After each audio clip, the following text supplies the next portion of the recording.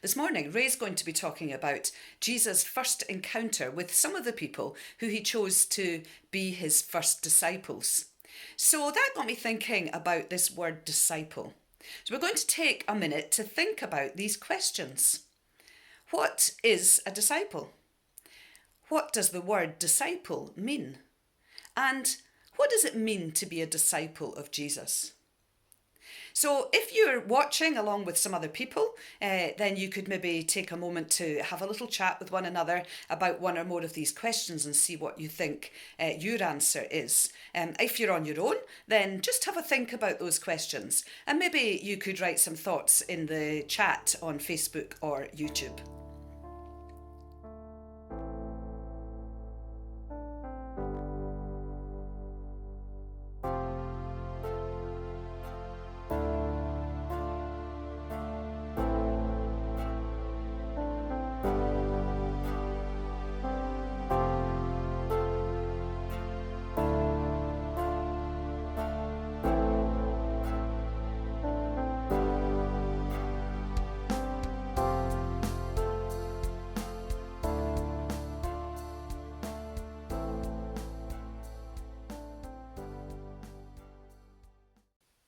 I imagine there will have been a lot of different answers to those questions.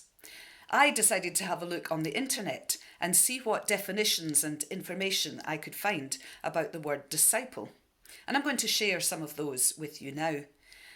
Quite a few of the definitions I found included the word follower, particularly a follower of a person or of a way of life.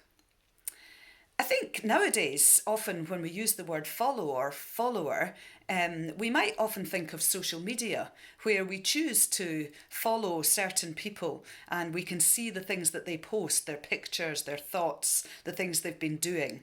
And we talk about following. Who do you follow on social media? Quite often, I will tell people that I follow tennis. And what I mean by that is that I watch tennis matches, I read the news about tennis, I follow the scores, I follow players and tournaments and journalists on Twitter and find out lots of things about tennis that way. I know quite a lot about tennis. But I have to be honest with you, I think it's probably more than 30 years since I last picked up a tennis racket and attempted to play a game of tennis. So is following Jesus like that, just getting information? I think there's maybe more to it than that. So some of the other definitions I found included the word student. A disciple is a student of another person's beliefs and way of life. Now, I used to be a student. First of all, I went to school and then I went to college and I studied education and I became a teacher.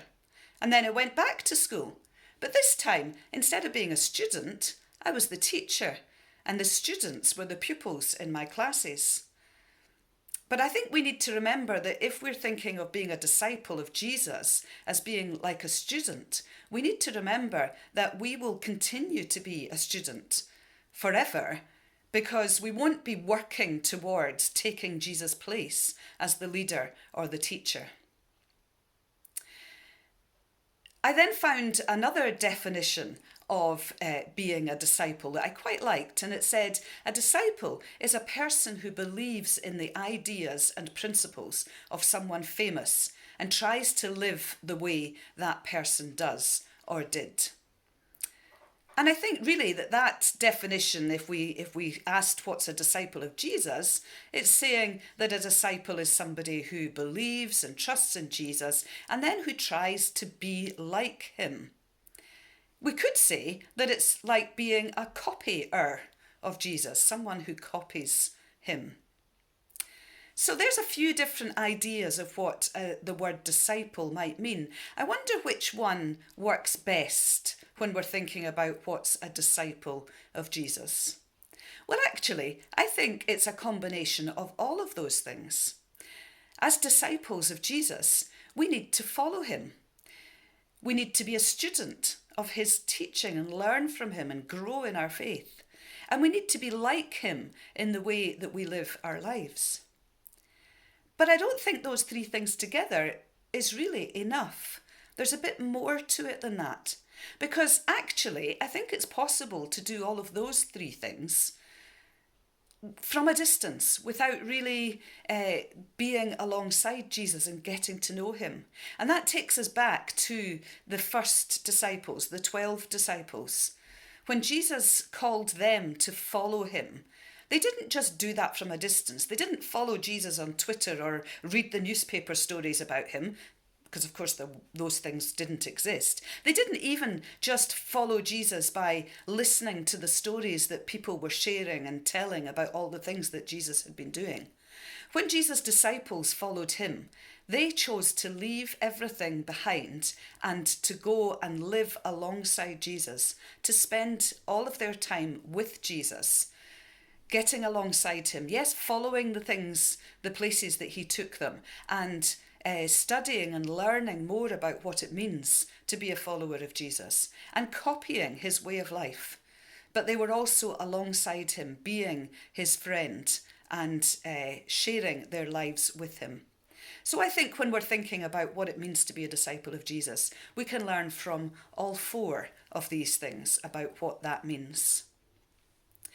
The song that we're going to sing next talks about Jesus' words where he says, "Follow me."